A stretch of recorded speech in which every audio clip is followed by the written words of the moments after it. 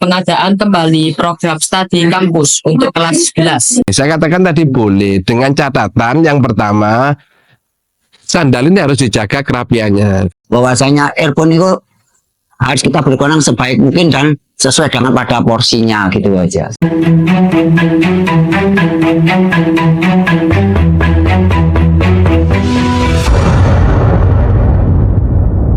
Assalamualaikum warahmatullahi wabarakatuh. Waalaikumsalam warahmatullahi wabarakatuh. Shalom, Om Swastiastu, Namo Buddhaya, salam kebajikan dan salam sejahtera bagi kita semua. Halo teman-teman, kembali lagi di acara Talk Show Reparasi 2024 di episode kali ini. Nah Keisha, pada episode kali ini kita akan berbincang mengenai aspirasi dengan siapa nih? Baik Vincent, jadi pada episode kali ini kami mengundang jajaran Dewan Guru BK dan juga tim tata tertib SMA Negeri 1 Pasuruan. Baik teman-teman, telah hadir di sini bersama kami jajaran Dewan Guru BK dan tim tata tertib SMA Negeri 1 Pasuruan. Selamat pagi Bapak. Selamat pagi. Bagaimana Bapak kabarnya hari ini? Alhamdulillah sehat. Alhamdulillah. Sehat. Penuh dengan semangat. Dengan semangat. Mohon maaf Bapak mengganggu waktu kesibukannya dan terima kasih sudah meluangkan waktunya untuk hadir di acara Talk Show Reparasi 2024 ini Bapak. Baik teman-teman, di sebelah kanan saya ada Pak Dio, Pak Ilham, dan Pak Yoga selaku Dewan Guru BK SMA Negeri 1 Pasuruan, dan juga Pak Hamzah serta Pak Hayat selaku tim tata tertib SMA Negeri 1 Pasuruan. Baik, Bapak, pada kesempatan kali ini kami akan membahas mengenai aspirasi dari warga SMA Negeri 1 Pasuruan yang tertuju kepada Bapak selaku jajaran Dewan Guru BK dan juga tim tata tertib SMA Negeri 1 Pasuruan. Baik, Bapak, kami izin langsung masuk ke aspirasi yang pertama ya, Bapak. Ya.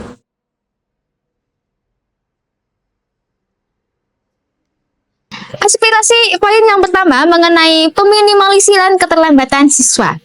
Karena masih banyak ada siswa yang terlambat datang ke sekolah, mohon dari pihak Dewan Guru Bimbingan Konseling dan tim tata tertib bisa lebih meminimalisir keterlambatan siswa dengan mempertegas kembali terkait jam kedatangan atau memberikan konsekuensi yang tegas bagi siswa-siswi yang datang terlambat. Mengenai aspirasi yang pertama, bagaimana tanggapan dari Bapak-Bapak sekalian? Siapa dulu nih? Saya dulu ya Pak ya dulu aja ya. Bisa, boleh. Oke, terima kasih atas waktunya. Terkait dengan keterlambatan siswa, sebenarnya kita dari tim tatib, khususnya saya pribadi itu sudah melakukan koordinasi dengan guru BK yang mana apapun nanti kondisi ketika ada siswa terlambat, kita berikan sesuatu yang bisa memberikan semacam efek jerah lah seperti itu ya. Sehingga kita coba lakukan itu kurang lebihnya berapa Pak? 3-4 bulan yang lalu Pak ya? Yeah. Oke, 3-4 bulan yang lalu kita lakukan, yaitu dengan cara memberikan suatu catatan, yaitu 3 kali terlambat, maka di 3 kalinya itu siswa harus menelpon, menelpon daripada orang tuanya untuk diberitahukan bahwasanya hari ini dia hanya terlambat. Nah, dengan harapan kita itu biar ada kerjasama lah, ada sharing dengan orang tua bahwasanya dimohon orang tua itu sendiri memberikan wejangan kepada putra putrinya agar tidak melakukan tindakan ya paling tidak itu bangun pagi biar tidak terlambat seperti itu. Itu mungkin kalau dari saya seperti itu. Mungkin bagi Pak Amsan sendiri. Saya nambahin. Jadi ketika kita bicara soal tata tertib khususnya ada kedatangan dan kepulangnya siswa, ini di SMA Negeri 1 Pasuruan itu sudah jelas tata tertibnya. Jadi sekolah itu masuk kelas itu masuknya adalah jam 6.45 menit. Maka siswa itu dikatakan terlambat ketika siswa datang ke sekolah dan hadir dimasuk dalam pintu gerbang itu adalah jam 6.50 menit. Sehingga ada durasi waktu 5 menit, splitnya itu 5 menit, maka dalam tenggang waktu itu maka siswa itu dikatakan terlambat. pastinya yaitu jam 6.51 maka siswa itu dikatakan terlambat. Nah, ini kalau kita melihat dari belakang untuk tata tertib ini, pernah yang kami lakukan itu bagaimana agar siswa itu tidak terlambat, ada efek jerah tadi itu. Maka ada beberapa hal yang sering kami lakukan, kami koordinasi sama BK dalam rangka untuk menanggulangi hal itu. Pertama, saya adakan hukuman, sifatnya hukuman dalam rangka untuk anak itu terlambat ya. Saya adakan hukuman, sebenarnya awalnya itu idenya dari teman-teman ini adalah menulis Al-Quran sebanyak 1 lembar. Kalau ide dasarnya itu adalah 1 juz, kemudian berkembang karena terlalu lama menjadi 1 lembar. Nah, kita untuk menetapkan ini sendiri tentunya ini harus kita konfirmasikan kepada Dewan Guru dan yang lainnya. Ternyata yang ide kami ini banyak mengalami pertentangan dari beberapa Dewan Guru. Ada yang tidak setuju, ada yang setuju. Yang pada akhirnya kami ambil kesimpulan dari pembahasan itu, kita terapkan hanya 2 ayat, kalau tidak salah 2 ayat atau 3 ayat. Itu. Nah, pikiran saya kalau penerapan anak yang terlambat itu kemudian dihukum hanya menulis Al-Quran 5 ayat itu tidak efektif karena terlalu pendek. Tapi berbeda ketika kemudian dihukum itu menulis Al-Quran selama 1 juz, otomatis ini 1 hari penuh. Nanti tempatnya kita sediakan di musola. Jadi selama anak itu terlambat tidak diperbolehkan masuk sepanjang dia itu tidak menyelesaikan menulis Al-Quran. Menurut saya ini suatu pemikiran yang sangat matang sekali. Karena kita memberikan hukuman dalam konteks efek jerah itu juga kita dihadapkan kepada permasalahan di luar, khususnya orang tua dan LSM. Khawatir nanti hukumannya itu adanya sifat fisik dan lain sebagainya, nanti SMA 1 menjadi dilaporkan juga. Akhirnya kami mengambil tindakan itu. Nah, itu dalam perkembangan 1 tahun sampai 1 tahun 1,5 tahun tidak ada perubahan. Perubahannya hanya sekian persen saja, tidak sampai 40%. Tidak sampai 40% anak itu masih terlambat. Sehingga pas kemarin pada saat puasa kita adakan rapat lagi, maka hukuman semacam ini tidak efektif. Bagaimana kalau anak-anak itu kita tidak dihukum, kita pelajari ternyata anak-anak itu masih takut sama orang tua. Sudah dewasa itu masih takut sama orang tua. Sehingga kami ini mengambil keputusan untuk hukuman menulis Al-Quran itu sudah tidak efektif dalam konteks efek jerah. Kemudian kita ganti hukumannya adalah dengan pemanggilan orang tua. Jadi anak itu nanti kalau terlambat 1 hari kita catat, 2 kali kita catat, sampai dalam 1 bulan itu 3 kali, maka dengan terpaksa anak itu suruh nelpon orang tua dan orang tua harus dihadirkan. Sepanjang orang tua tidak hadir maka anak tersebut tidak boleh masuk kelas. Nah, ini dalam perkembangannya sekian, katanya Pak Ayat tadi sekitar 3 bulan semenjak puasa kemarin sampai detik terakhir tadi itu saya masih belum mendapatkan laporan anak yang terlambat yang kisaran 10 orang tidak ada. Hanya beberapa orang yang terlambat. Jadi nanti sampean bisa membedakan siapa yang terlambat dan siapa yang tidak terlambat. Artinya gini, anak yang berada di lapangan sama yang ada di lorong itu bukan berarti terlambat. Kita hentikan dalam rangka untuk menghormati lagu Indonesia Raya, kemudian baca Al-Quran dan doa. Karena dia tidak terlambat, dia berdiri dulu kemudian masuk. Selebihnya itu yang terlambat baru kita berikan hukuman. Seperti itu. Baik, terima kasih Bapak atas tanggapannya. Mungkin dari Bapak jajaran Dewan Guru BK ada tanggapan. Silakan. Ada tambahan mungkin. Kak Yoga mungkin. Baik, saya kira sudah cukup jelas ya. Dan memang kalau kita evaluasi perkembangan terakhir sudah menunjukkan perkembangan yang positif. Di rentang anak yang terlambat sekarang jauh lebih sedikit daripada awal kita menerapkan hukuman yang tadi dijelaskan oleh Pak. Dan itu juga hukuman panggilan orang tua itu juga sangat penting, mengingat memang hubungan sekolah dengan orang tua ini saling membutuhkan. Sehingga kalau ada terjalin komunikasi yang intens, secara otomatis pola-pola keterlambatan itu bisa habis dengan diri. Mungkin itu saja Mbak. Baik Bapak, terima kasih atas tanggapannya. Mungkin ada tambahan dari Pak Dio dan Pak Yoga selaku jajaran Dewan Guru BK? Menurut saya sih sudah cukup Mbak. sudah cukup sih. Itu udah menjadi efek jerah kok udah kalau dipanggil orang tua. Terima kasih Bapak. Tapi namanya sedikit boleh ya? Boleh kasih, boleh sekali. Gini ya, kalau dari kami itu sekolah itu berpikirnya itu agak mendalam, karena yang kita pertaruhkan itu adalah lembaga kita sendiri. Jangan sampai kemudian lembaga kita itu ketika kita memberikan satu hukuman yang sifatnya efek jerah kemudian diterjemahkan oleh lembaga lain, oleh pihak-pihak lain, itu dijadikan sebuah semacam bullying, dipahami semacam bullying atau memang satu hukuman yang memang hukuman itu dalam pendidikan itu ada dua pendapat, ada yang membolehkan dan yang tidak membolehkan. Bagi faksi yang mengatakan tidak membolehkan, maka itu nanti bisa dijadikan sebagai laporan kepada pihak tertentu. Oleh karena itu saya harapkan nanti dari siswa-siswa SMA Negeri 1 khususnya nanti bisa disampaikan kepada orang tua tujuan daripada sekolah memberikan hukuman itu dalam rangka untuk efek jerah. Kemudian jangan ditafsirkan kepada yang lain sehingga nanti ada pelaporan-pelaporan yang tidak kita inginkan. Itu pun nanti yang menjadikan salah pun juga dari pihak sekolahan.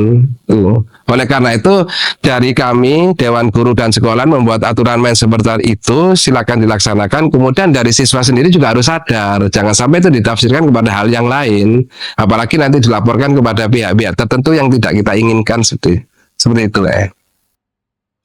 Baik Bapak, terima kasih atas tanggapan dari aspirasi yang pertama ini Bapak. Langsung saja kita masuki aspirasi yang berikutnya ya Pak ya. Mengenai pengadaan kembali program studi kampus untuk kelas 11. Siswa-siswi kelas 11 biasanya sudah mulai mempertimbangkan universitas mana yang akan dituju setelah lulus dari jenjang SMA. Pihak bimbingan konseling diharapkan dapat memberikan siswa-siswi lebih banyak informasi mengenai perguruan tinggi dan juga dapat mengadakan program studi kampus ke beberapa universitas di Jawa kembali sebagai bentuk pengenalan dan sumber informasi bagi kelas 11 untuk menentukan universitas yang akan mereka tuju dan melanjutkan pendidikan di bangku perkuliahan. Bagaimana Bapak untuk tanggapan dari aspirasi yang kedua ini? Mungkin saya Mas ya yang menjawab untuk yang nomor 2 ini. Sebenarnya di BK sendiri untuk masalah karir, jenjang karir, kemana akan melanjutkan kan gitu ya.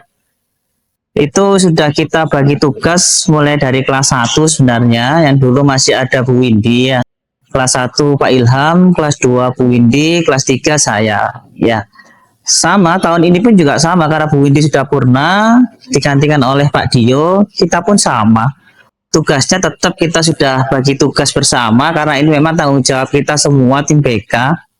Kita sebenarnya mulai dari kelas 1 untuk karir tentang jenjang perguruan tinggi ya.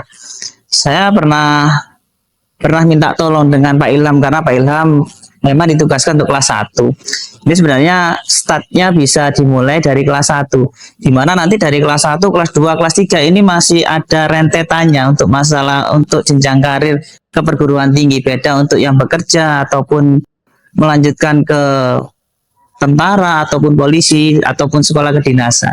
Karena kita lebih memfokuskan diri saat ini ke sesuai dengan pertanyaan aspirasi tadi ya, melanjutkan ke perguruan tinggi. Nah, dari kelas 1 sebenarnya Pak Ilham sudah melakukan tugasnya, yaitu memberikan namanya adalah arahan atau informasi terkait dengan mapel pendukung. Mapel pendukung yang digunakan nanti untuk memilih perguruan tinggi setelah kelas 3-nya nanti. Itu sudah kita start mulai kelas 1. Pak Ilham sudah memberikan edaran yang bisa nanti dipahami, dipelajari oleh siswa tersendiri itu sendiri dan pihak orang tua. Jadi setelah Pak Ilham memberikan share informasi tersebut itu ada dari kementerian memang. Jadi edaran itu resmi dari pemerintah yang sudah di-sharekan oleh kita baik pihak guru itu diamanahkan ke orang tua dan siswa. Ada 2 mapel pendukung itu namanya. Nah, fungsinya nanti di kelas 1 untuk kelas 2 adalah dipakai sebagai memilih untuk mapel peminatan, di mana mapel peminatan nanti juga pasti akan sudah mengerucutkan ke suatu jurusan fakultas seharusnya nanti yang akan dipilih oleh siswa-siswi yang ada di SMA 1. Jadi mulai kelas 1 sudah benar-benar dipertimbangkan, jadi bukan dari kelas 2 saja ataupun mau kelas 3. Jadi kita masih yang terus nanti ada rentetannya. Itu tadi yang kelas 1. Setelah itu beralih ke kelas 2 sesuai dengan pertanyaan tadi, kelas 2. lebih pemahaman ke studi kampus. Memang kita kemarin BK program untuk kelas 11 adalah memang studi kampus. Kelas 1 adalah psikotes dan itu tadi 2 mapel peminatan, yang kelas 2 adalah memang studi kampus. Dimana karena mayoritas SMA 1 adalah ingin melanjutkan perguruan tinggi, makanya kita ngambil studi kampus itu tadi. Ya, memang di kelas 2 pengenalan studi kampus sangat penting bagi siswa karena benar-benar realitas diajak ke kampusnya dan berbicara audensi dengan pihak dosennya juga di sana, ada mahasiswanya juga, sudah melihat gedung-gedungnya juga, perkuliahannya bagaimana untuk memberikan gambaran untuk kelas 3-nya memantapkan lagi apakah mau benar-benar melanjutkan ke perguruan tinggi atau enggak. Oke, itu yang kedua. Nah, di samping itu sebenarnya di kelas 2 memang harus dipersiapkan matang-matang jika memang harus ingin melanjutkan ke perguruan tinggi, yaitu adalah dilihat adalah nilai rapotnya juga, karena ke perguruan tinggi memang banyak jalurnya. Yang pertama memang ada SNBP prestasi memang menggunakan nilai rapot saja dan juga sertifikat. Jadi sertifikat yang harus diperoleh dan diikuti oleh siswa-siswi dari kelas 2 sebenarnya. Kalau kelas 1 masih awal, nah kelas 2 itu tadi yang harus dikejar. Yang kedua adalah jalur untuk melanjutkan perguruan tinggi adalah melalui jalur tes SNBT. Dan ketiga adalah jalur mandiri nantinya. Mandiri itu juga macam-macam. Mandiri ada mandiri prestasi juga ada, mandiri dari nilai tes SNBT juga ada, maupun dari sertifikat juga ada. Seperti itu. Nah, nanti di kelas 3-nya, yaitu tugas saya sebenarnya kelas 3, itu adalah tinggal memotivasi dan lebih memantapkan jurusan itu serta menghitung peluang. Bisa dihitung di peluangnya itu apakah selama ini kelas 1, kelas 2 tadi sudah harus dipersiapkan untuk nilai dan sertifikat, kelas 3-nya juga dihitung peluangnya. Apakah benar-benar sudah siap untuk mengambil jurusan tersebut. Itu untuk fungsinya yang kelas 3. Sampai nanti diterima di perguruan tinggi. Nah, itu saja dari saya, kurang lebihnya saya akhiri. Assalamualaikum warahmatullahi wabarakatuh. Nih Bapak, mungkin ada tanggapan dari Pak Ilham atau Pak Dio selaku Dewan Guru BK? Ya, mungkin mempertegas saja karena disebutkan pertanyaannya adalah pengajian bertanya dan kita di BK sudah memperjuangkan itu untuk mengadakan kembali studi kampus.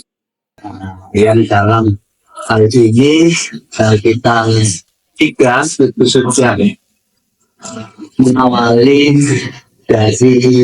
dari ketiga ini kan semuanya ada masuk dalam kelas 11 ya.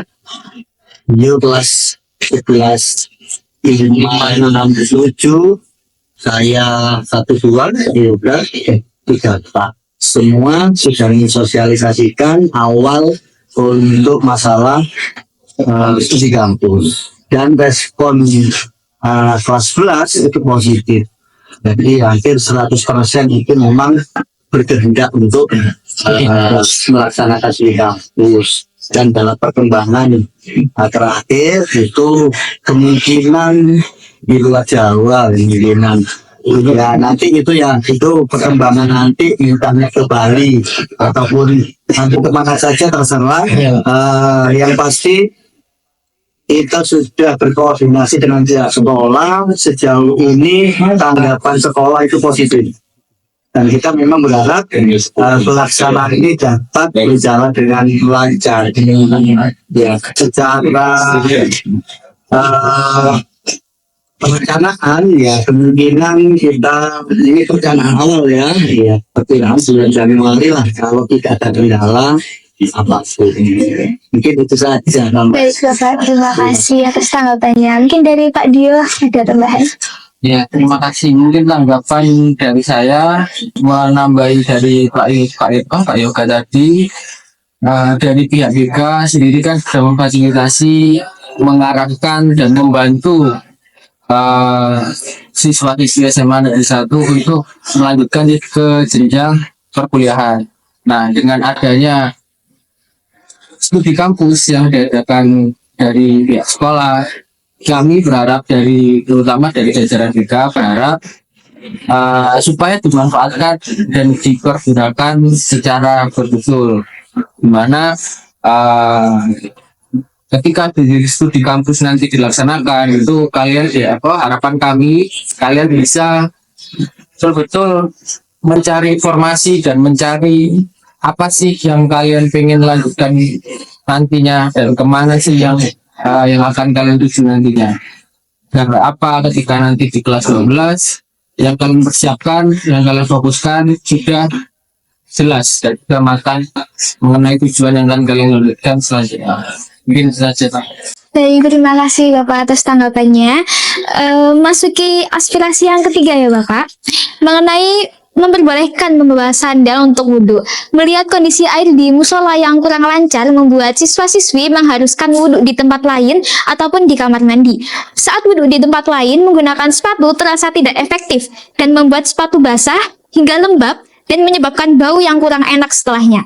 Diharapkan pihak bimbingan konseling dan tim tata tertib dapat memperbolehkan siswa-siswi membawa sandal dengan catatan hanya diperuntukkan untuk saat berwudu. Mengenai aspirasi yang ketiga, bagaimana tanggapan dari Bapak tim tata tertib dan juga bimbingan konseling? Oke, terima kasih. Mungkin saya bisa jawab dulu ya. Terkait untuk yang itu, sebenarnya kita itu fleksibel ya. Kita dari tim tatip itu fleksibel dan tahu kondisi kalau di SMA 1 airnya mesti terbatas dan segala macamnya lah seperti itu ya. Tapi paling tidak dengan adanya kefleksibelan kita dari tim tatip ini kan harapan kita itu dari peserta atau siswa ini bisa memberikan umpan balik yang positif juga. Artinya gini, ketika dihadapkan kita diberikan kita memberikan apa itu kelonggaran bahwasanya nanti anak-anak ketika akan berwudu menggunakan sendal seperti itu ya. Nah, harapan kita itu ya di saat itu aja. Setelah itu jangan sampai nanti merembet ke yang lain. Nah, itu yang bisa yang kita itu kadang mau menegur ini agak susah sedikit ya. Nanti dikasih pemahaman habis dari sholat Pak, ini saya mau ke kamar mandi, lanjut ke kamar mandi seperti itu. Nah ini yang jadi, nah paling tidak kita berharap gini aja dari tim tatip kerjasama ya, kerjasama saling apa ya, saling mengerti apa, simbiosis mutualisme ya, seperti ya, itu seperti itulah ya. Artinya gini, kita berikan suatu kesempatan, kepercayaan. Nah, dari kepercayaan itu silakan dipergunakan dengan sebaik-baiknya seperti itu. Ini Pak Ramza. Iya. Ya terima kasih, saya nambahin. Nah nambahin mungkin agak sedikit lebih banyak karena kompetensi saya selaku guru agama dan selaku tim tatip ya. Sebenarnya apa yang disampaikan dari pertanyaan itu memang benar. Tapi bagaimanapun kita lihat juga tentang situasi dan kondisi daripada SMA Negeri 1 Pasuruan ini. Jumlah siswa yang sekian banyak, kemudian fasilitas untuk melaksanakan sholat itu hanya satu musola itu yang cukup kecil. Diperparah lagi dengan tempat wudhunya itu seperti itu juga, sehingga tidak memungkinkan dalam satu wudhu itu pun bisa 10 orang anak, nggak bisa. Paling itu cukupnya satu wudhu saja itu hanya untuk 5 orang, laki-laki 5 orang, untuk perempuan kalau nggak salah udah sedikit lagi ya, 3 kalau nggak 4 itu ya. Oleh karena itu dulu itu karena lihat kondisi seperti itu, saya usul kepada kepala sekolahnya Pak Sultan itu agar ruangan yang saat ini kita gunakan untuk ini digunakan untuk tempat sholat anak laki-laki, sehingga disetujui pada akhirnya kami diperbolehkan untuk membuat tempat wudhu di sebelah kelas berapa ini, kelas 10-1 itu ya, kan ada di situ ya. Tetapi meskipun demikian dengan tempat wudhu seperti itu nggak cukup, sehingga bagaimanapun anak-anak itu agar perjalanan melaksanakan sholat itu lebih efektif dan efisien, di mana mereka juga dihadapkan kepada durasi waktu istirahatnya yang cukup mepet. Satu sisi dia harus istirahat, sisi yang lain dia melaksanakan kewajibannya sebagai seorang muslim untuk sholat. dengan durasi waktu yang sedikit, maka efektif dan efisiennya itulah yang harus kita cari. Sehingga sebenarnya kami ketika menjadi tim tatip itu tidak pernah mengadakan larangan bagi siswa untuk membawa sandal, tidak pernah. Tetapi pernah kami lakukan ada operasi sandal kalau tidak salah itu. Kenapa ada operasi sandal? Pertanyaannya adalah seperti itu. Karena anak-anak itu tidak ada larangan membawa sandal, harapannya agar wudhunya itu efektif dan efisien. Tapi ternyata sandal itu disalahgunakan oleh anak-anak. Dia tidak memakai sandal itu sebagaimana mestinya, yang seharusnya sandal itu dipakai dari kelas menuju kepada musola untuk wudhu, setelah itu langsung dia pakai sepatu. Tapi pada kenyataannya anak-anak itu dari tempat wudhu itu tidak langsung ganti dari sholat, tidak langsung ganti sepatu, dia langsung ke kantin atau ke tempat yang lain. Nah itulah yang menjadi permasalahannya, sehingga kelihatan di kelas-kelas kita itu masih banyak anak yang memakai sandal. Nah salahnya siswa itu adalah memakai sandal di dalam kelas, itu tidak boleh. Nah sekarang kalau pertanyaannya itu diajukan kepada kami, saya sebenarnya setuju.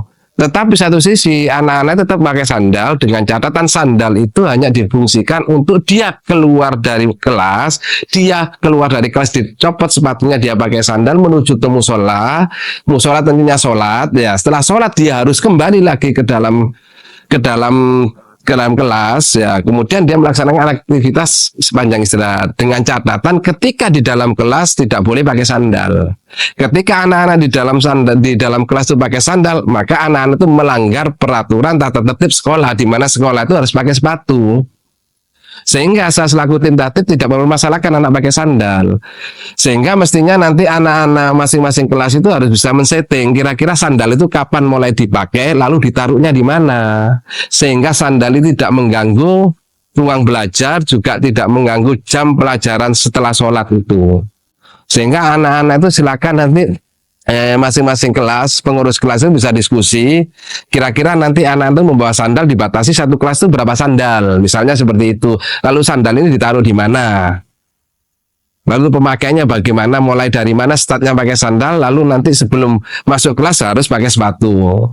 Nah ketika ini nanti dibudayakan oleh siswa SMA Negeri 1 Pasuruan, ya kelihatan nanti bagus. Paling aneh hanya dari sini, dari kelas menuju ke musola pakai sandal, dari musola menuju sebelum masuk kelas dia sudah pakai sepatu, maka kelihatannya bagus. Nah sehingga nanti di dalam kelas tidak kita temukan satu siswa pun yang pakai sandal.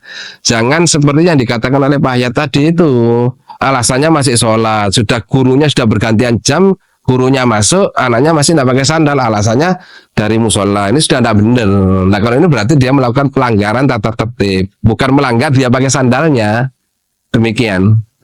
Baik, Bapak, terima kasih atas tanggapannya. Mungkin dari pihak Dewan Guru BK ada tanggapan mengenai aspirasi ini? Baik, terima kasih, Pak. Baik Bapak, jadi apakah diperbolehkan siswa-siswi membawa sandal untuk wudhu, Pak?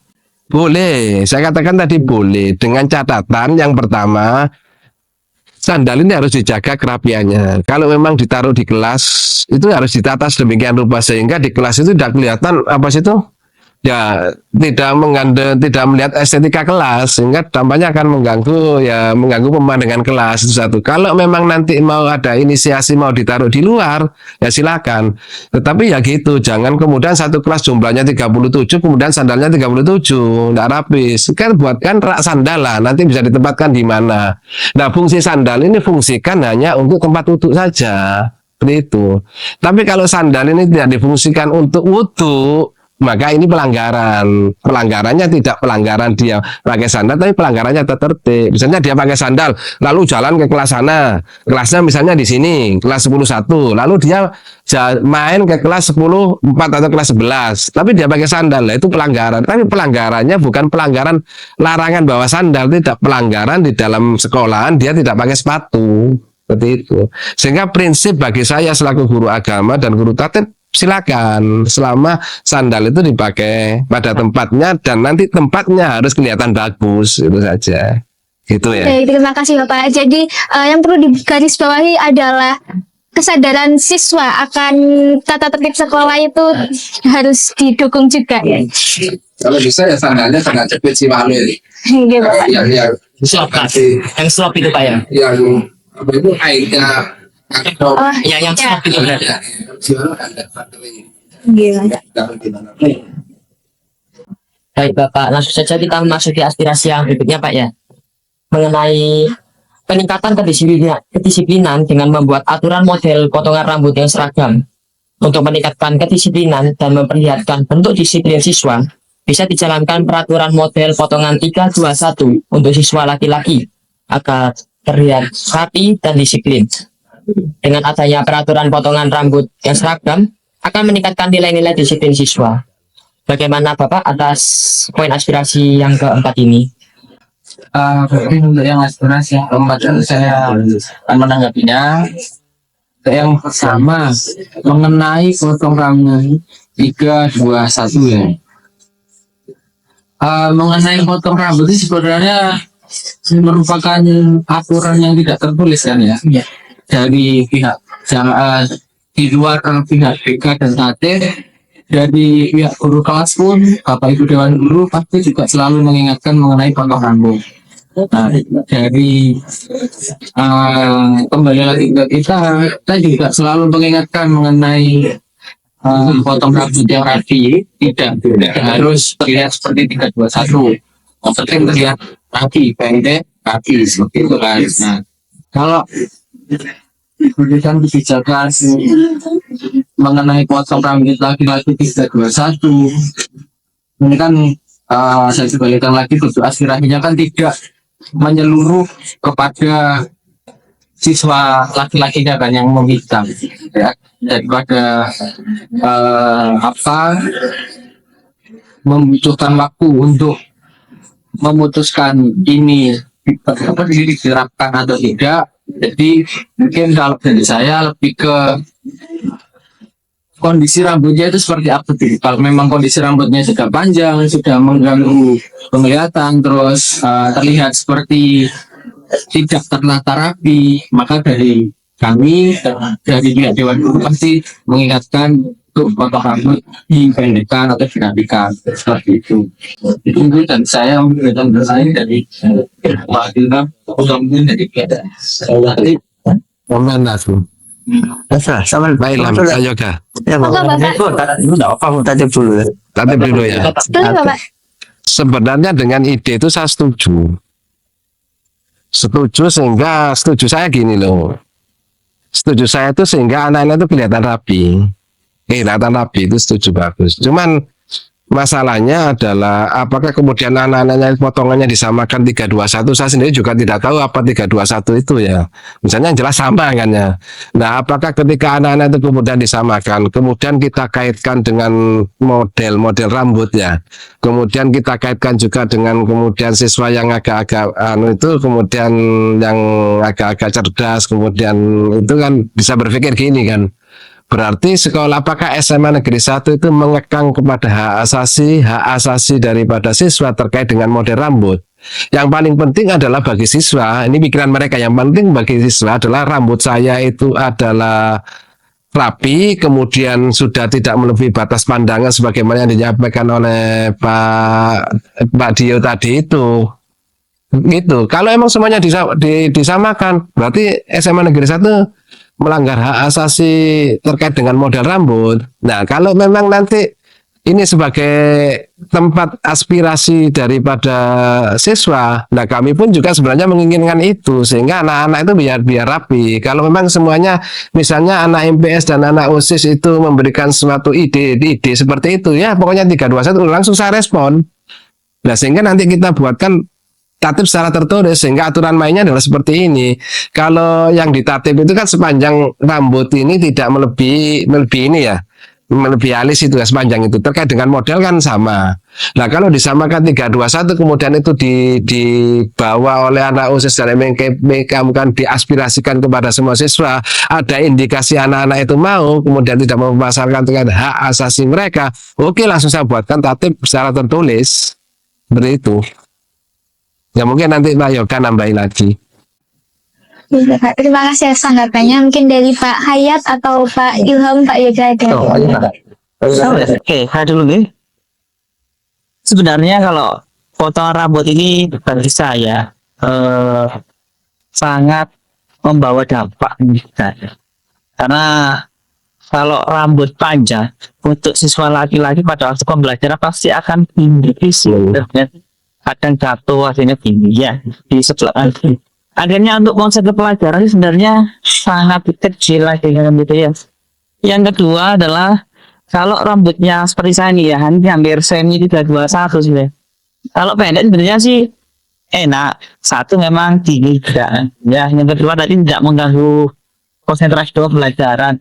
Yang ketiga adalah jika kita lihat sama-sama itu nanti lebih apa? Iya, Rapi, ya. sama rapi, Rapi. juga, tanpa ada apa ya pandang bulu adil kan gitu kan. Jadi tidak ada seperti bullying dan lain sebagainya, itu bisa semua tidak ada karena kita melakukan sama semuanya demi kebaikan kita semuanya sebenarnya ya.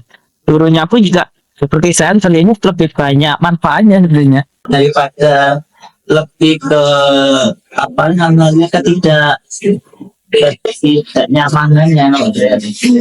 Saya sih mendukung kalau memang banyak aspirasi dari siswa-siswi seperti itu. Saya dan Pak Aksa nanti yang mendukung lah, karena saya kebiasaan memang lebih suka anak yang terlihat rapi daripada yang banyak style karya dan sebagainya. Ya kayak saya ini rapi nih.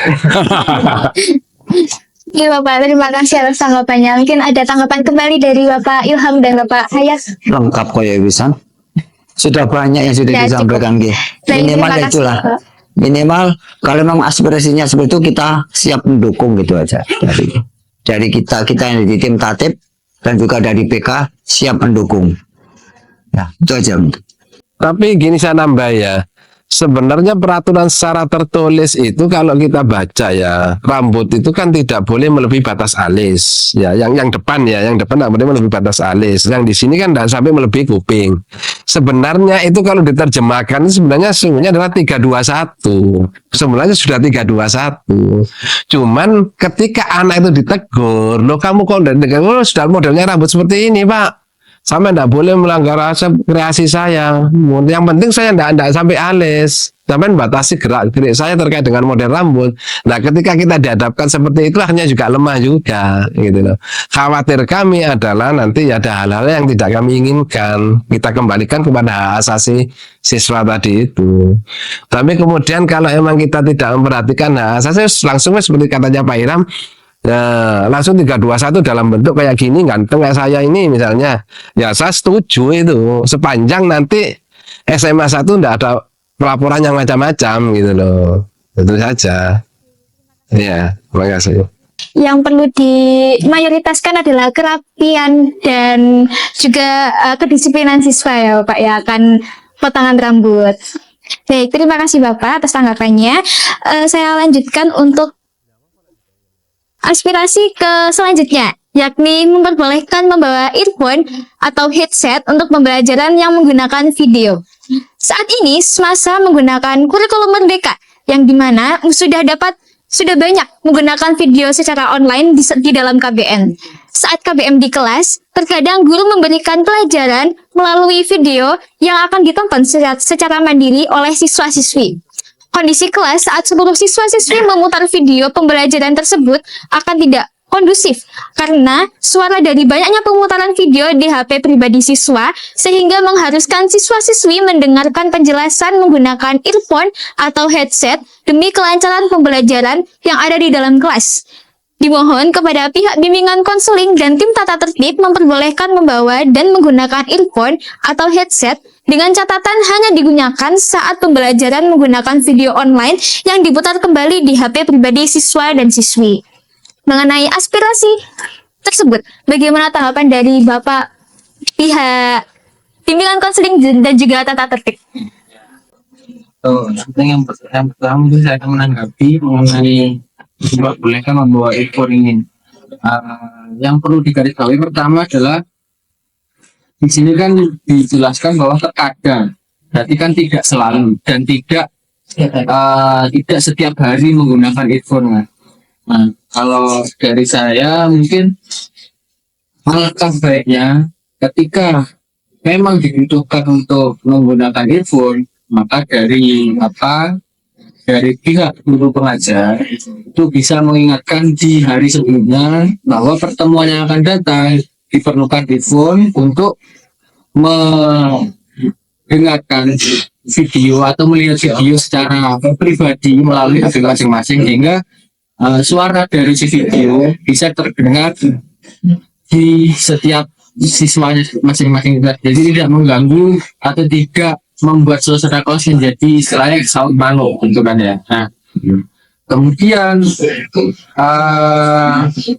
dari hal-hal itu kan di luar penggunaan earphone ya, bisa misalkan digunakan atau ditampilkan video secara full atau secara satu layar di LCD, karena kan di setiap kelas kan sudah tersedia LCD, sudah tersedia LCD masing-masing tuh karena Benar Bapak. mungkin dari dari pihak guru pengajar atau mungkin biasanya nanti kan bisa dibantu dengan siswa untuk bisa meminjam pengeras suara atau sound system yang tersedia juga di bagian tata usaha. Ini kan bisa menggunakan itu, sehingga fokus dari siswa hanya menonton di video satu layar tadi. Jadi tidak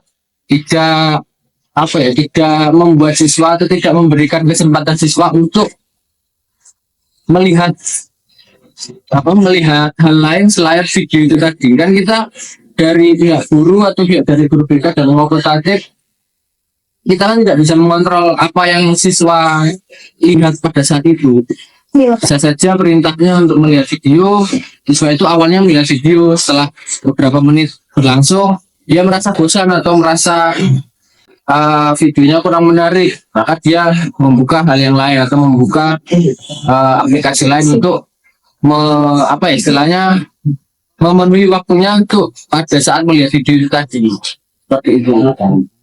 Jadi kalau dari saya mungkin mengizinkan, tapi ya itu tadi dari pihak guru pengajar mungkin bisa menyampaikan di sebelum pertemuannya tadi atau di pertemuan sebelumnya bisa disampaikan bahwa untuk pertemuan selanjutnya memerlukan telepon digunakan menyaksikan video secara pribadi. Ini itu dari saya. Oke, terima kasih Bapak atas tanggapannya. Mungkin ada tanggapan lagi dari Bapak sekalian. Ya, Ayo, sih gak apa-apa. Ya, wes. Sampean.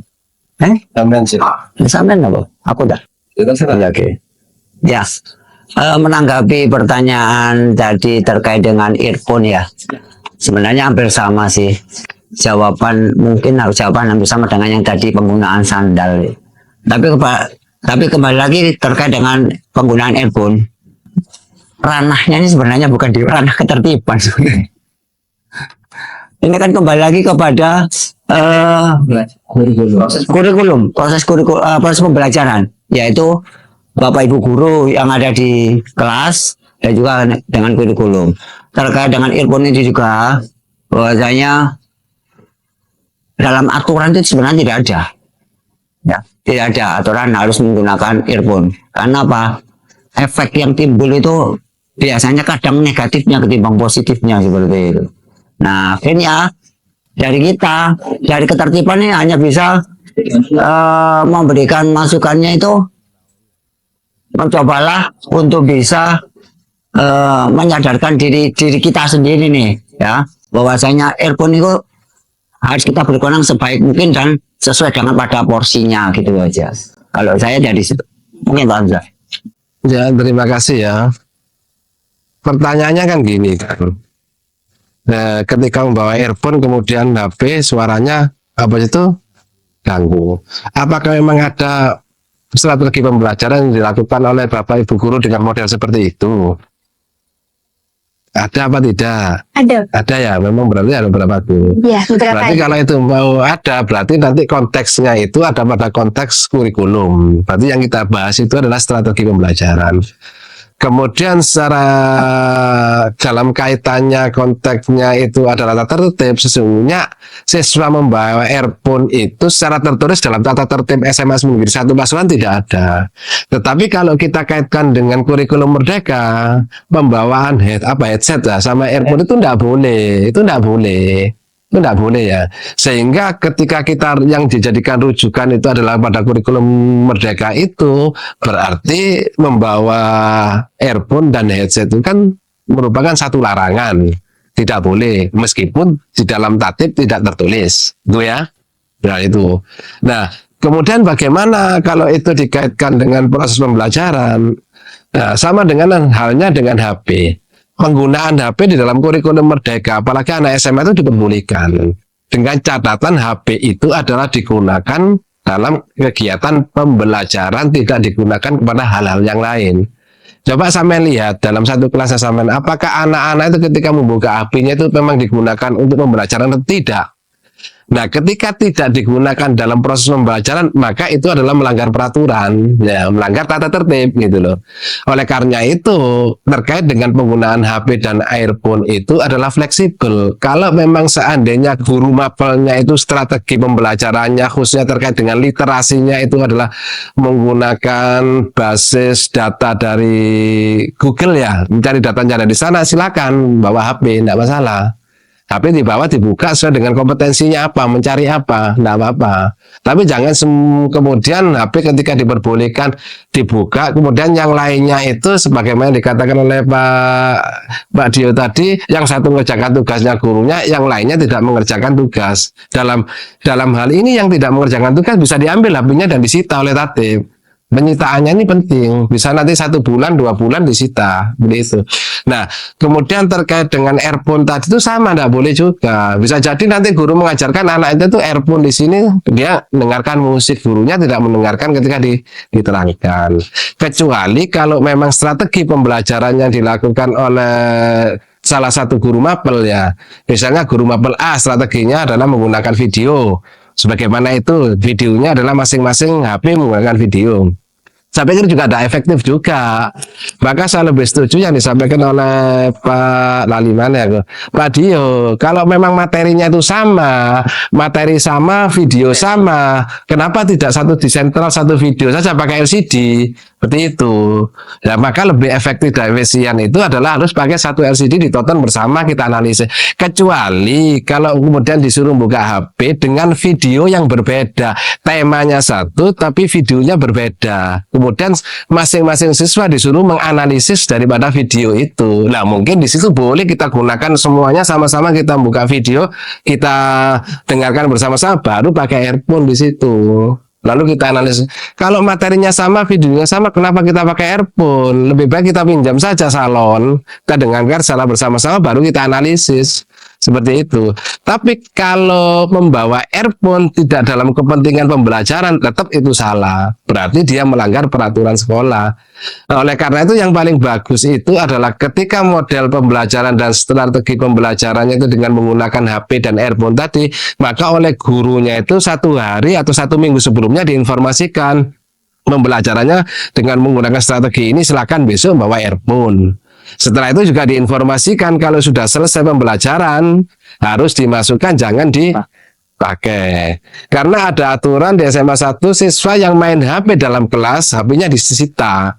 Bisa disita oleh tim tatib, bisa disita oleh BK. Nanti masing-masing hukumannya itu berbeda-beda. Tergantung apa yang dibuka. Bisa 1 minggu, 2 minggu, 3 minggu, bisa 1 bulan. Bisa 1 semester, Pak Yoga, ya. Bisa 1 semester, nanti baru dikembalikan. Seperti itu, ya. Terima kasih Bapak. Mungkin dari pihak bimbingan konseling ada tambahan kembali?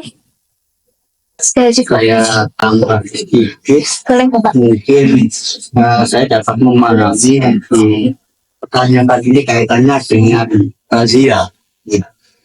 Pon razia tentang pembagian itu ya, dan hal itu terkait ada peraturan atau tidaknya. Kalau dikatakan itu rujukannya adalah apabila ada hal-hal yang belum tercatat dalam buku tatib, isinya begitu. Hal-hal yang belum tercantum dalam buku tatib bisa dirapatkan lewat Dewan Guru. Itu berlakunya dalam kaitannya disiplin dalam hal razia. Jadi razia itu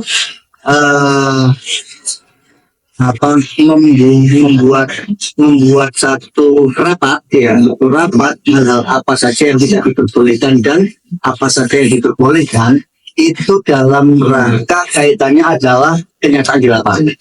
Intinya itu saja, ya.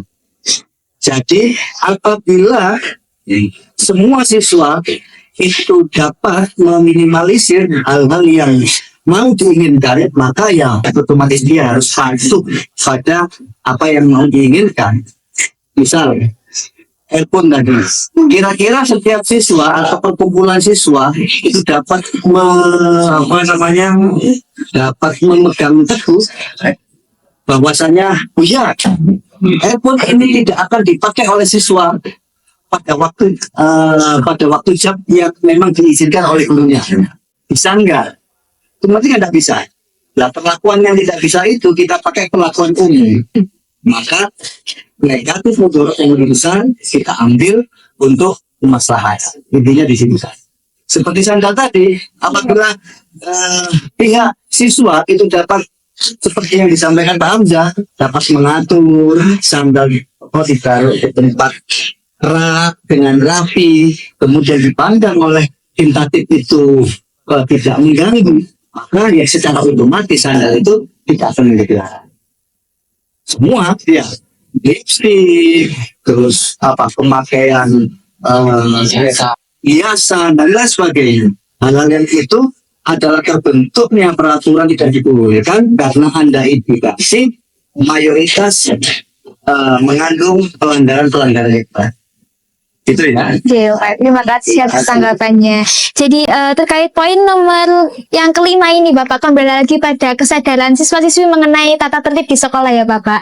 Kemudian dari pihak bimbingan konseling dan juga tim tata tertib sudah ada solusi terkait pembawaan earphone atau headset ini ya Bapak. Sebenarnya bukan kesadaran siswa, Pak. Kalau memang itu menjadi tata tertib dan tata tertib menjadi aturan main, maka siswa wajib menerapkan itu. Kalau masih ditunggu sadarnya, lalu pertanyaannya kapan siswanya sadar? Diginikan, tidak bisa. Diginikan, tidak bisa. Nanti kasihkan hukuman, nanti ada fisiknya dan macam-macam bisa yang lainnya. Gitu. Makanya siswa itu oleh karena kami sendiri selaku tim tatib, itu juga minta bantuan daripada anak-anak MPK dan anak OSIS juga untuk mensosialisasikan itu, bahwa itu tidak hanya sekedar kesadaran, tetapi itu adalah merupakan satu kewajiban yang mutlak harus dilaksanakan oleh seorang siswa. Sepanjang dia menjadi seorang siswa, maka dia punya kewajiban untuk melaksanakan itu sebenarnya. Itu ya. Begitu ya. Minimal dari MPK OSIS-nya memberikan suatu percontohan lah seperti itu ya. Seperti lah ya. Sadira juga terlambat. Nah, gitu ya. Jadi kita dari tim tatib maupun BK ini kan seakan-akan bukan seorang punishment ya, seorang penghukum ya. Tapi kita ada seorang memang mengarahkan anak itu kan biar supaya jadi lebih baik kan gitu. Iya Pak. Itu aja mungkin. Baik Bapak, kita langsung memasuki aspirasi yang terakhir nih Bapak, mengenai memperbanyak sosialisasi terkait bahaya bullying dan peningkatan kesadaran siswa akan pentingnya sikap saling peka. Terdapat kasus bullying di lingkungan sekolah dengan tindakan berupa lauk korban dibuang dan diganti dengan lauk yang sudah tinggal tulang dan sudah kena mulut pelaku. Lalu, setiap korban keluar dari kelas, korban dijegal oleh pelaku dan korban dikeroyok oleh 10 orang yang terdiri dari 8 laki-laki dan 2 perempuan. Hal ini membuat korban mengalami trauma. Untuk mencegah hal ini terjadi kembali, dimohon untuk bimbingan konseling bisa memperbanyak sosialisasi tentang bahaya bullying, pentingnya sikap saling peka terhadap lingkungan sekitar, dan juga penegasan terkait konsekuensi untuk pelaku korban bullying di sekolah. Mengenai aspirasi yang terakhir ini Bapak, bagaimana tanggapan dari Bapak sekalian? Saya jawab ya. Pertanyaan itu ini memang fenomenal ya. Yang terjadi dan kejadian ini kalau secara peraturan itu sudah ditindak, gitu ya. Artinya sudah ditindak. Namun yang jadi pertanyaannya adalah lebih perbanyak informasi mengenai bahaya bullying. Ya, mungkin saya bercerita halus ya, halus. Memang untuk materi bullying di bimbingan konseling itu memang ada jadwalnya. Gitu. Mungkin di kelas 2 juga ada, di kelas 3 juga ada. Namun saya mewakili yang di kelas 1, memang materi bullying itu kita sampaikan kalau dalam perencanaan saya itu biasanya minggu keempat. Ya. Namun memang karena adanya satu kasus itu maka saya mungkin sampai 3 kali pertemuan itu memang saya membahas masalah bullying. Sudah dilakukan, ya sudah dilakukan berkesinambungan untuk pemahaman siswa tentang masalah bahaya bullying. Namun pada intinya tidak hanya sampai di situ. Apakah kita sudah mensosialisasikan bullying sebanyak mungkin kemudian masalah itu jadi selesai? Tidak. Ya. Tentu saja tidak, karena itu adalah seberapa jauh tingkat kesadaran seorang siswa dalam menyerap informasi yang didapat. Hal yang penting yang perlu dilakukan selain daripada memberikan punishment terhadap pelaku diri, dan tentu saja itu sudah dilakukan, ya. Hal yang terpenting adalah sebenarnya bagaimana membangun. Membangun apa? Membangun mental orang yang biasa dibully. Selama ini dan dalam kasus ini pun saya sudah memberikan, bukan hanya dalam kasus siswa ya, yang ada kasus semacam ini. Kalau saya analisis itu kira-kira ada, yang sejauh saya analisis itu kira-kira ada 7 siswa yang berpotensi untuk terkena bullying. Nah, itu tidak cukup hanya melakukan sosialisasi. Maka saya selaku guru bimbingan konseling itu memberikan penguatan. Jadi penguatan mental, bagaimana cara untuk menanggulangi stres. Yang kedua, bagaimana untuk menangani bullying itu sendiri. Yang ketiga, bagaimana untuk survive. Itu penting. Ketika seorang siswa itu sudah dibekali oleh mental yang kuat, maka proses bullying apapun tidak akan berhasil. Benar begitu ya? Itu inti yang paling utama. Namun di sepanjang perjalanan memang sosialisasi bullying itu ditemukan. Dan itu sudah berjalan berjenjang. Pun dalam pelaksanaan punishment di bimbingan konseling, kita tidak semata-mata memberikan hukuman. Sama, kita berlakukan secara adil. Karena memang bimbingan konseling itu memberikan keilmuan, memberikan wawasan secara adil. Tidak boleh kita hanya memfokuskan pada anak yang masalah saja, ya. Tapi kita memberikan berkeadilan terhadap siapapun yang membutuhkan, termasuk pelaku bullying. Selain diberikan punishment, mereka juga akan diberikan pemahaman mengenai ya di informasi bullying itu dampak, ya. Kemudian diberikan penanaman. Kalau Mas tadi itu saya memberikan materi adalah penyesuaian tingkat perkembangan. Di penyesuaian tingkat perkembangan yang harusnya diperoleh oleh anak, sehingga siswa yang biasa melakukan bullying akan sadar dengan sendirinya bahwa perilakunya ini salah. Itu yang penting, karena selama saya menangani anak-anak yang bermasalah dalam pelaku bullying, itu satu hal, dia tidak sadar akan apa yang dilakukan itu adalah sebuah kesalahan. Itu yang fatal. Nah, maka semoga dalam perjalanan ini hal-hal lain selain yang sudah ditanyakan per kasus ini dapat selesai dengan baik, pun tidak menutup kemungkinan di kelas 11 dan kelas 12 juga perilaku itu mesti ada. Dan kita sudah siap di kelas 9 Pak Yoga, di kelas 11 sudah Bapak Dio. Mudah-mudahan bimbingan konseling di SMA 1 dapat menjalankan peran dengan maksimal, memberikan keadilan seadil-adilnya pada seluruh siswa SMA 1. Terima kasih. Baik, terima kasih Bapak atas tanggapannya. Mungkin dari pihak Tatip dan pihak bimbingan konseling ada tambahan kembali? Banyakkah? Ayo penyampaiannya. Memang ranahnya memang ada di BK ya kayaknya. Karena BK sendiri kan itu masuknya ke dalam. Nah, kalau dari Tatip itu di luar. Nah, terkait dengan bullying lebih tepatnya memang ada di ranahnya BK karena mengarahnya ke dalam. Kalau kita kan dilihat dari luar. Mungkin jawaban dari Pak Ilhami sangat kompleks sekali ya. Jadi kita mungkin susah untuk menanggapi, nambahin itu kayaknya susah, sudah ada di dalamnya. Baik Bapak, terima kasih. Mungkin dari Pak Dio atau Pak Yoga ada tambahan? Ya, cuman penambahan aja Mbak. Kita selama ini sih bullying ini apa ya, sudah menjadi tren ya bagi kalangan siswa.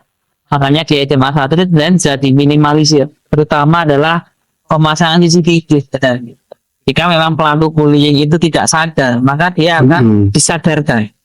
Kata Pak Ilham tadi benar, memang kebanyakan tidak sadar mereka itu pelaku bullying, tapi mereka pasti akan disadarkan secara terpaksa, karena kita sudah memasang CCTV di mana-mana, terutama di dalam kelas. Jadi apapun alasannya, apapun latar belakangnya, apapun alibinya, dia menolak atau menerima atau mengakui perbuatan begitu sudah akan terekam otomatis, dan kita pasti bisa memutar CCTV itu, dan jadi tidak akan bisa mengelak si pelaku. Nah, mudah-mudahan membuat efek jerak agar kedepannya dia bisa berubah. Tadi sebenarnya benar kata Pak Ilham tadi, harus bisa sadar akan kesalahannya dan berubah. Dampaknya itu memang besar untuk bullying itu ya. Jadi karena sudah masuk di psikis sebenarnya nanti bullying itu, psikis seseorang, apalagi setiap orang itu punya kepribadian sendiri-sendiri. Itu yang sangat sulit untuk memperbaiki lah dari efek bullying tersebut. Cukup untuk saya. Baik, terima kasih atas tambahannya Pak Yoga. Saya Mbak ya. Boleh Bapak. Saya setuju yang dikatakan oleh Pak Ilham dalam rangka untuk meminimalisir tindakan bullying dari seorang siswa atau kelompok siswa. Dan saya mencoba untuk menggali dari sudut pandang yang berbeda, dari sudut pandang orang yang dibullying. Kalau tadi kan dari sudut pandang yang membuli kan. Kalau saya mencoba melihatnya itu dari sisi orang yang dibully dalam konteks yang ditanyakan tadi. Kalau yang ditanyakan tadi itu kan situasi bullyingnya itu kan melakukan kegiatan seperti itu tanpa adanya, kalau menurut saya kan tanpa adanya kesengajaan. Karena itu bullying itu bisa jadi dalam konteks pertanyaan itu tadi kan ada situasi yang tidak memungkinkan, ada situasi tertentu sehingga dengan situasi yang tertentu itu menjadikan orang lain merespon untuk melakukan suatu aktivitas kegiatan. Oleh karena itu, orang yang dibully itu sendiri juga harus introspeksi. Kenapa makanan saya kok sampai dilakukan demikian, diperlakukan demikian oleh teman-teman yang lain? Apakah ada yang salah pada diri saya? Sehingga pembulian itu terjadi. Seandainya tidak ada sesuatu aktivitas yang menjadikan orang lain merespon untuk melakukan satu aktivitas yang lain, itu pun juga insya Allah tidak akan terjadi. Sehingga dalam rangka untuk meminimalisir itu, maka bisa jadi tidak hanya CCTV, bisa jadi teman satu kelas itu juga bisa memberikan satu aktivitas kegiatan yang sifatnya untuk mencegah pembullying. Artinya apa? Ketika ada situasi yang tidak menyenangkan, situasi yang tidak enak, yang situasi ini nanti akan menjadikan sebuah reaksi dari yang lain, maka dalam hal seperti ini maka kelas yang lain itu pun juga ikut dalam rangka untuk meminimalisir terjadinya pembulian. Disadarkan mereka itu, diajak bicara, jangan melakukan seperti ini. Kalau kamu melakukan seperti ini nanti dampaknya orang yang lain, teman-teman yang lain akan melakukan seperti ini. Seperti itu. Baik, terima kasih Bapak. Mungkin sudah cukup ya tanggapan dari Bapak-Bapak sekalian mengenai aspirasi yang terakhir.